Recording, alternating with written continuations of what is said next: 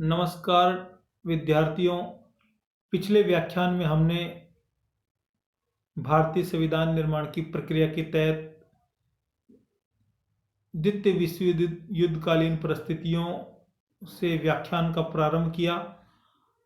आज उसी कड़ी के तहत हम कुछ विशिष्ट ब्रिटिश योजनाओं की बात करेंगे जो आपको निरंतर सीरीज में मिलेगी। तो आइए हम शुरू करते हैं। अगस्त प्रस्ताव 1940। देखिए, मैंने पिछले व्याख्यान में बताया था आप लोगों को कि सितंबर 1939 में द्वितीय विश्व युद्ध प्रारंभ हुआ और जैसे ही भारतीय राजनेताओं ने ब्रिटिश सेनाओं का सहयोग करने से मना कर दिया युद्ध में, तो ब्रिटेन के हाथ पांव फूलने लगे, ब्रिटिश शासकों के हाथ पांव फूलने लगे और उन पर अंतर्राष्ट्रीय दबाव भी था।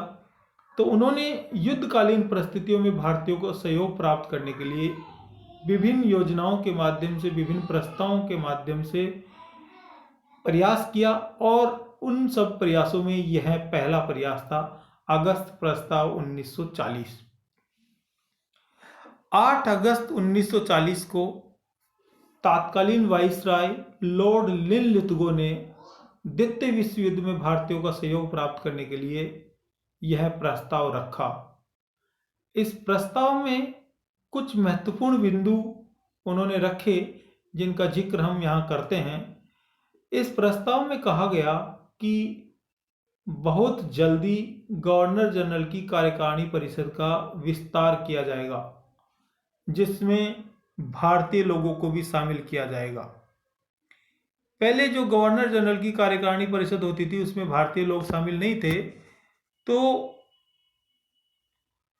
भारतीय लोगों को शामिल करने की बात इसमें कही गई है, इसमें भारतीय लोगों को भी शामिल किया जाएगा। तीसरा बिंदु, युद्ध समाप्ति के बाद हम भारतीयों द्वारा संविधान निर्माण के अधिकार को मान्यता दे दी जाएगी। यानी युद्ध समाप्त होने के बाद में भारतीयों द्वारा भारतीयों के लिए एक संविधान निर्माण का जो अधिकार इनका बहुत पहले से चला आ रहा था, उसको ब्रिटिश शासकों द्वारा मान्यता दे दी जाएगी। यह भी इन्होंने एक बिंदु रखा ताकि भारतीय लोग खुश होकर इसका समर्थन करें और युद्ध में सहयोग करें। अगला बिंदु, भारतीयों द्वारा इस प्रकार का संविधान बनाया जाएगा जिसमें रक्षा, अल्पसंख्यक मामले, विदेशों से संबंध एवं अखिल भारतीय सेवाएं आदि मामलों में भारतीयों को पूर्ण अधिकार होगा। यानी एक ऐसा संविधान, यानी एक ऐसा समग्र, एक समावेशी संविधान बनाया जाएगा भारतीयों द्वारा जिसमें रक्षा, अल्पसंख्यक मामले, विदेश संबंध और अखिल भारतीय सेवाओं के मामले, इन सब में भारतीयों को पूर्ण अधिकार होगा। अगला बिंदु, इस प्रस्ताव में पहली बार मुस्लिम हितों को संरक्षण प्रदान किया गया। ध्यान रखें इस बिंदु को, यह भी फूट डालो राज करो की नीति के तहत है और यह बिंदु यूं कह दीजिए कि युद्धकालीन परिस्थितियों में मुस्लिम तुष्टीकरण की एक नीति के तहत है, जिसके तहत कहा गया कि ब्रिटिश सरकार ऐसा कोई संवैधानिक प्रावधान लागू नहीं करेगी जो मुस्लिम हितों के विरुद्ध हो। यानी ऐसा कोई प्रावधान ब्रिटिश सरकार लागू नहीं करेगी जो मुस्लिम हितों के विरुद्ध हो। यानी अब मुसलमानों को एक तरह से बिल्कुल राष्ट्रीय कांग्रेस की नीतियों के, राष्ट्रीय कांग्रेस के एजेंडे के विरुद्ध कर दिया गया। अगला, इस प्रस्ताव में कहा गया कि एक युद्ध सलाहकार परिषद का गठन किया जाएगा जिसमें भारतीय लोगों को भी शामिल किया जाएगा। इससे पहले इस परिषद में इस प्रकार की कोई भी परिषद, कोई भी संगठन, कोई भी आयोग बनता था तो उसमें भारतीय लोगों की संख्या नगण्य होती थी, लेकिन इसमें भारतीय लोगों को शामिल करने की बात कही गई। अगला बिंदु, इस प्रस्ताव में कहा गया कि ब्रिटिश सरकार ऐसी किसी संस्था या संगठन को सत्ता नहीं सौंपेगी जो सशक्त हो और अल्पसंख्यक लोगों के विरोध में हो, ऐसी किसी भी संगठन को सत्ता नहीं सौंपेगी। अगला बिंदु, इस प्रस्ताव का यानी अगस्त प्रस्ताव 1940 का मुख्य उद्देश्य भारतीयों के लिए औपनिवेशिक स्वराज्य प्राप्त करने का मार्ग प्रशस्त करना था। यानी औपनिवेशिक स्वराज्य, डोमिनेटेड स्टेट।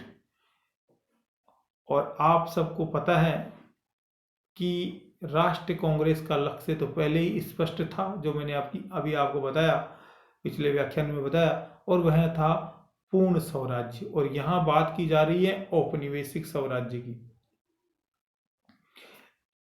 इस प्रस्ताव के संबंध में महात्मा गांधी ने आलोचना करते हुए कहा, देखिए एक कोटेशन जो है इसको बड़े ध्यान से आपको सुनना है, क्योंकि यह बहुत बार प्रतियोगी परीक्षाओं में पूछी गई है। महात्मा गांधी ने आलोचना करते हुए कहा कि इस प्रस्ताव से राष्ट्रवादियों एवं उपनिवेशी सरकार के मध्य खाई और चौड़ी हो गई। यानी जो राष्ट्रवादी जो नेता थे, जो भारतीय लोग थे, उनके और औपनिवेशिक सरकार जो ब्रिटिश सरकार थी, उनके मध्य खाई और चौड़ी हो गई। पहले से ही इन दोनों के बीच में वैचारिक मतभेद और कई चीजों को लेकर तनातनी थी, और वह और ज्यादा अब गहरी हो गई। इस प्रस्ताव को राष्ट्रीय कांग्रेस एवं मुस्लिम लीग, दोनों प्रमुख दल, जो उस समय तत्कालीन भारत में दो प्रमुख दल थे, राष्ट्रीय कांग्रेस और मुस्लिम लीग, दोनों ने अस्वीकार कर दिया। और दोनों के अपने अपने कारण थे, क्योंकि राष्ट्रीय कांग्रेस का अस्वीकार करने का कारण था पूर्ण स्वराज्य की मांग को स्वीकार नहीं करना। यानी राष्ट्रीय कांग्रेस की मांग पूर्ण स्वराज्य था, और पूर्ण स्वराज्य का कहीं भी इसमें जिक्र नहीं किया गया। दूसरी तरफ मुस्लिम लीग द्वारा भी इस प्रस्ताव को अस्वीकार कर दिया गया, और उनके अस्वीकार करने का कारण था अलग पाकिस्तान निर्माण की मांग को प्रस्ताव में शामिल नहीं करना, क्योंकि मुस्लिम लीग को अलग पाकिस्तान चाहिए था। अलग पाकिस्तान से कम मुस्लिम लीग कुछ भी लेना नहीं चाहती थी। तो राष्ट्रीय कांग्रेस और मुस्लिम लीग दोनों ने इस प्रस्ताव को अस्वीकार कर दिया। इस प्रस्ताव में राष्ट्रीय कांग्रेस और मुस्लिम लीग दोनों की ही मांग के लिए कोई ठोस आश्वासन नहीं था, इसलिए दोनों प्रमुख दलों ने इसे अस्वीकार कर दिया। दूसरा जो प्रयास किया गया ब्रिटिश सरकार के द्वारा, यह भी बहुत महत्वपूर्ण है और बहुत बार प्रतियोगी परीक्षाओं में पूछा जाता है, और वह है क्रिप्स मिशन योजना 1942। बहुत बार पूछा जाता है, यहां से अनेकों प्रतियोगी परीक्षाओं में बहुत बार क्वेश्चन पूछा जाता है।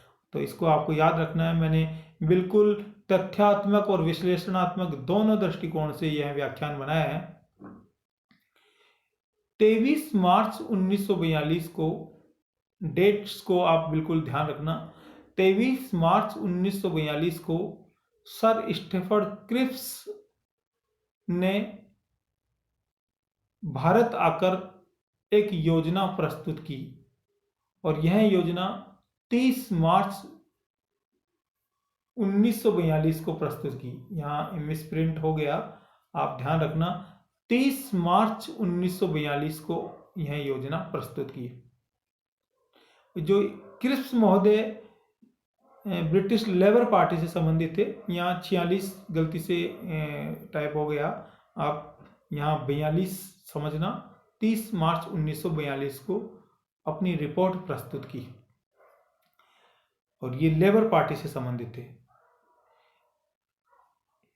इस योजना का मुख्य उद्देश्य पूर्वी एशिया में ब्रिटिश सेना की करारी हार होना था। साथ ही फ्रांस, रूस और चीन द्वारा निरंतर ब्रिटिश शासकों पर भारतीयों का सहयोग प्राप्त करने के लिए दबाव डालना था। अतः इस योजना का उद्देश्य द्वितीय विश्व युद्ध में किसी भी प्रकार से भारतीय लोगों का सहयोग प्राप्त करना था। भारतीयों को सीमित मात्रा में स्वशासन का अधिकार देना था, यानी स्वशासन उपलब्ध करवाना था, और इसी के तहत यह क्रिप्स मिशन योजना प्रस्तुत की गई। इसके मुख्य बिंदु इस प्रकार हैं। सर स्टेफर्ड क्रिप्स ने प्रस्तुत की और ब्रिटिश लेबर पार्टी से संबंधित है। वहाँ दो दल प्रमुख है ब्रिटेन में सत्ता में, और अभी वर्तमान में एक कंजर्वेटिव पार्टी और एक लेबर पार्टी। हालांकि वहाँ लिबरल पार्टी और अन्य बहुत से दल हैं, लेकिन वहाँ द्विदलीय व्यवस्था सत्ता में हावी है। तो इस मिशन की प्रमुख विशेषताएं: युद्ध समाप्ति के बाद भारतीयों द्वारा भारत के लिए एक संविधान सभा का गठन किया जाएगा। आप इस बात को ध्यान से सुनिए, भारतीयों द्वारा भारत के लिए एक संविधान सभा का गठन किया जाएगा। दूसरा, संविधान सभा के सदस्यों का चुनाव आनुपातिक प्रतिनिधित्व प्रणाली के माध्यम से प्रांतीय विधानसभाओं के सदस्यों द्वारा किया जाएगा। ये दूसरी बात बहुत स्पष्ट है और यह बात बाद में बहुत प्रभावशाली रही, बहुत उपयोगी रही। तो इसको आप ध्यान से सुनिए कि संविधान सभा के सदस्यों का चुनाव आनुपातिक प्रतिनिधित्व प्रणाली से होगा, जैसे राष्ट्रपति चुनाव में होता है, और प्रांतीय विधानसभाओं के सदस्यों द्वारा किया जाएगा। ये दोनों बातें आपको ध्यान रखना है। अगला बिंदु, इस संविधान सभा में देशी रियासतों के प्रतिनिधियों को भी शामिल किया जाएगा।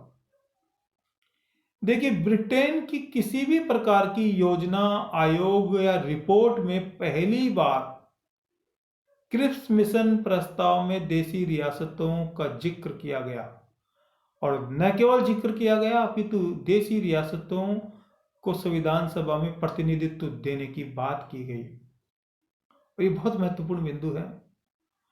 इस एक बिंदु जो पॉइंट नंबर 3 है, इस एक बिंदु का प्रभाव इतना दूरगामी रहा कि इस एक बिंदु के कारण जब बाद में अगस्त 1942 में गांधी जी ने भारत छोड़ो आंदोलन प्रारंभ किया, तो गांधी जी ने भी कहा कि भारत छोड़ो आंदोलन देशी रियासतों में भी होगा। जबकि इससे पहले जो गांधी जी के दो बड़े आंदोलन थे, असहयोग आंदोलन और सविनय अवज्ञा आंदोलन, उन दोनों में देशी रियासतों को वंचित रखा गया। लेकिन पहली बार भारत छोड़ो आंदोलन 1942 में महात्मा गांधी ने कहा कि यह आंदोलन देशी रियासतों में भी होगा, और यह हुआ। जयपुर में हीरालाल शास्त्री, जोधपुर में जयनारायण व्यास, माणिक्यलाल वर्मा, उदयपुर, इन सब के नेतृत्व में पूरे राजस्थान में भी बहुत सी तोड़फोड़ मचाई गई। और एक बिंदु और इससे निकल कर आया, और इसका दूरगामी प्रभाव उसको मान सकते हैं कि यहाँ देशी रियासतों के प्रति जो लगाव पैदा किया गया, जो देशी रियासतों को जो प्रतिनिधित्व देकर भारतीय भूभाग से जोड़ने का जो प्रयास किया गया, उसका दूरगामी प्रभाव ये रहा कि बाद में एकीकरण के समय, राष्ट्रीय एकीकरण के समय, रियासतें सहज ही सरदार पटेल के नेतृत्व में भारतीय संघ में शामिल हो गई। कुछ रियासतों को छोड़कर अधिकांश रियासतें सहज ही शामिल हो गई। तो ये बात बड़ी महत्वपूर्ण थी इस क्रिप्स मिशन योजना में। अगला बिंदु, इस योजना में यह प्रावधान किया गया कि युद्ध समाप्ति के बाद भारत को औपनिवेशिक स्वराज्य का दर्जा दे दिया जाएगा।